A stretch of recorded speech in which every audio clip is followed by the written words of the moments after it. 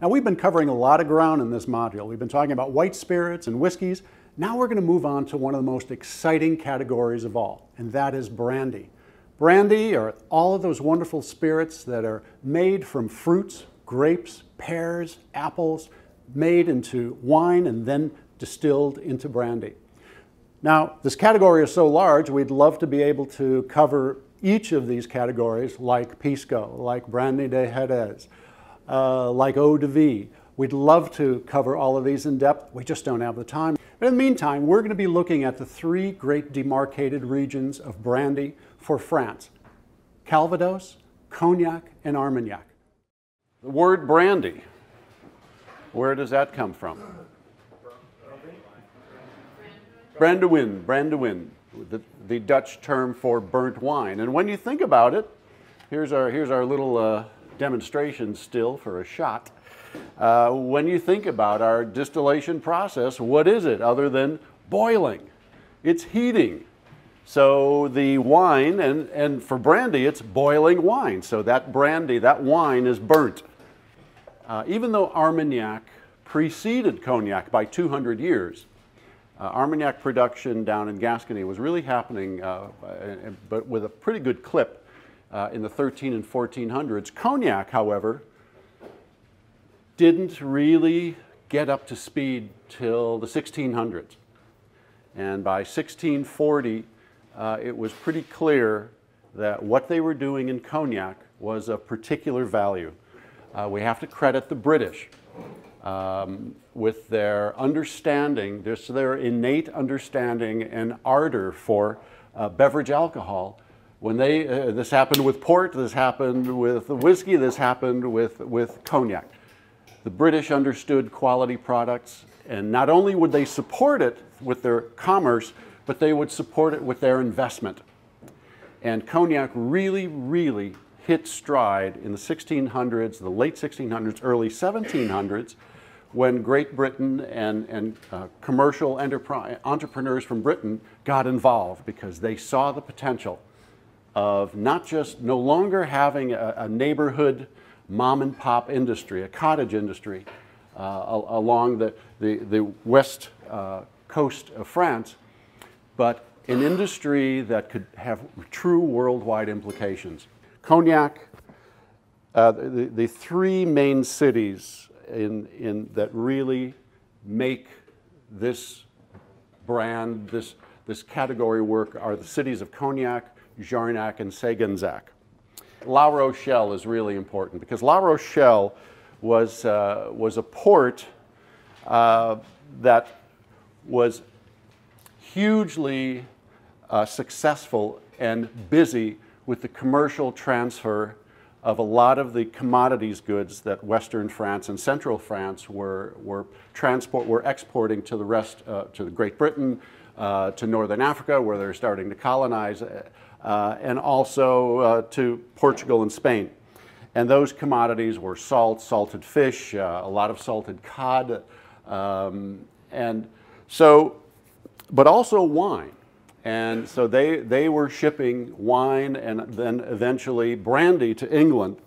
And the river that is really the key is the Charente. And the Charente just goes right through the whole heart of Cognac. And it really kind of dissects, it really defines the regions. And there are 6 demarcated regions. And they kind of fan out. It's almost like I think of it as a bullseye. And the Grand Champagne is the bullseye itself. Grand Champagne is the most important because that really that's the Bentley. That's the silver cloud of all those 6 regions. Grand Champagne is an interesting region because the soil is very, very similar to the Champagne region that's 90 miles northeast of Paris for Champagne. Now, we should also, Doug and I also want to make clear that this has nothing to do with the Champagne region, obviously. It's just similarity, just a referral back to the similarity in the soil type. Very calcareous soil that's very, very dusty. Grand Champagne itself has nice topography. There's lots of hills, and so the grapes that are grown are often on sloping sides to the south that face, so they get lots of good sunlight. Cognacs that are labeled as Grand Champagne, and we may have a few in here, the ones that are labeled as Grand Champagne, of course, must be 100%. Anything that is labeled as Grand Champagne or any of the other category from the other demarcated districts must be 100% from that region. So if it says Petit Champagne, must be 100%.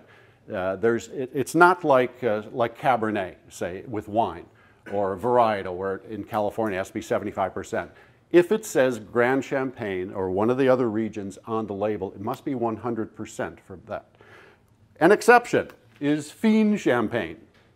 And Fine Champagne must be a combination of Petit Champagne, which is kind of like the #2 region, and at least 50% of Grand Champagne. While Grand Champagne cognacs are extremely long-lived and very, very deep, very multi-layered, Petit Champagne is all of those things, but just at a notch below that. So these are the two real key regions that you absolutely should be aware of. These are great talking points for your people who come in and say, yeah, you know, what do you have in cognac that I like? They're really good talking points. Our next region, which is the little amoeba-shaped region up to the, it's the kind of the topaz-colored region that is to the northwest of Grand Champagne and Petit Champagne, is Borderies. Doug and I particularly like the Borderies cognacs because they have a very nutty, distinctive, almost a very intensely dried fruit taste. Whereas the cognacs from Grand Champagne and Petit Champagne are deep and very multi-layered. Borderies are a little bit more approachable, and they're actually really lovely. But you don't find too many of them because the problem is blending. Blending is the key in Bordeaux, so you don't find too many Borderies labeled cognacs. And I wish there were more. There are only a handful, unfortunately. Also, Borderies is a very small area. The area is devoted over to vines in Grand Champagne, about 32,000 acres, 33,000. Petit Champagne is nearly 40,000, about 39,500. But in the Borderies, I mean, it's only 9,900 acres. So it's not very much in comparison to the other two biggies. But there's another emerging region called Framboise. The Trois Bois are Framboise, Bonbois, and Bois Ordinaire. Though Bois Ordinaire, I must tell you, that name has now been changed over to Bois de Terroir. Framboise is really making a real play now. And there are more and more cognacs coming, and this is something that's emerging. So this is something that you guys, being cutting-edge people, should know about. Yes, Grand Champagne, Petit Champagne, Borderies, a lot of consumers are aware of those now. But a real emerging area that it would be good to be cutting edge on is being hip to the fact that there are more and more Framboises coming into the marketplace now that are 100% Framboise. And they are not as deep, they are not as illustrious, they're not as lush as the cognacs from Grand Champagne, Petit Champagne, or Borderies. They're more approachable. And in a sense, the Framboise people are telling me now that they're couching them as the more contemporary, not quite as old-fashioned as the cognacs that are from the traditional big three regions. Now, the big four companies that really come into play, of course, are Hennessy, which is by far and away the largest, Courvoisier, Martell, and Remy Martin. Those are the big four. Those are the big four companies that have the money, the muscle, and the marketing power to continue making cognac the truly phenomenon that it is within the spirits category. Let's talk about grape types. So we've talked about marketing, we've talked about worldwide presence, we've talked about the 6 regions. Let's go into a little bit of production now. Grape types, basically before the 1870s, when, of course, what happened in the 1870s and early 1880s? Phylloxera. The Phylloxera vistastrix louse went through the vineyards of Europe and just decimated them. And of course, since cognac is made from wine, that louse decimated the vineyards of the Charente area, the Cognac area as well. Before that time, the real staple grape of Cognac was Folle Blanche. And there's a little bit of Folle Blanche still made, and they're trying to kind of regenerate that. And there's some success now. But the reality is Folle Blanche got wiped out by the phylloxera epidemic. So they grafted over in the mid-1880s to a very sturdy grape called the Ugni Blanc, also known as Saint Emilion. And that grape has done very, very well. Now, I've tasted some pre-phylloxera cognacs, and I have to say the Folle Blanche was pretty marvelous. Very elegant. I don't want to use the word feminine because then that's anthropomorphizing, which I hate. But the cognacs to me were more delicate pre-phylloxera.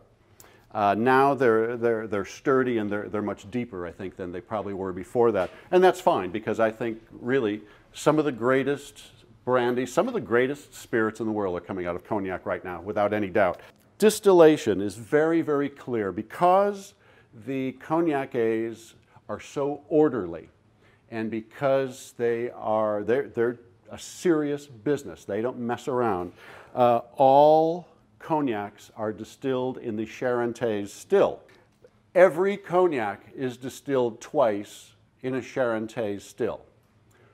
Every cognac distilled twice in a pot still. There is no continuous distillation in cognac. The Charentes still cannot be larger than 690 gallons. 690 gallons is not very big. Pot stills cannot be larger than 690 gallons, and they cannot, by law, distill to higher than 72% alcohol. Now, what does that mean? The lower the alcohol level, the more intense, the more deep the distillate. So this is good. Wood, of course, once the spirit comes out of the still at 67.5% alcohol, it needs to be put someplace. So it is put in Limousin or Trancé oak, and they can only be, and here again is I love this because they're so regulated and it's good, I think, at the end of the day, 75 to 125 gallons, that's it. That's the only type of barrel, it's the only size limit that they could have. 75 to 125 gallons, and that's it. It is very, very humid and very warm, very sultry in the summer, and they lose a lot of cognac to evaporation. They lose on average 2 to 3% per barrel per year to evaporation. Classifications of cognac, as in Armagnac and Calvados, are really based upon age, time in wood. The VS, which is very special, or around the world it's called 3 stars, means that that particular cognac had to have been in barrels for a minimum of 2 years. That's the youngest. VSOP, which is very superior old pale, not very special old pale, and the regulation on that is they must at least have spent 4 years in barrel. XO, Hors, which is HORS, and then second word D apostrophe AGE, Napoleon and extra, that's one category. That's essentially the XO category. XO means extra old.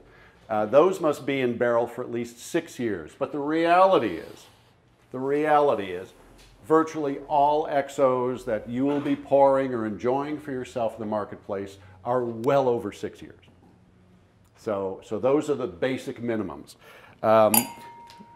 90%, over 90% of cognac is exported. The French drink Armagnac.